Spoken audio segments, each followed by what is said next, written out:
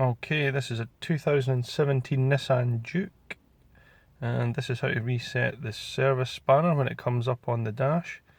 Don't put your foot on the pedal, obviously, just press the start button so that the clocks light up.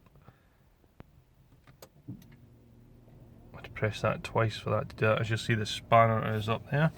If you hold both of these buttons down for 5 seconds,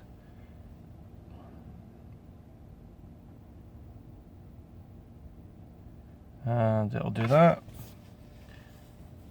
Then back off. Now when you start it, foot on the brake, start her up, the spanner should be gone.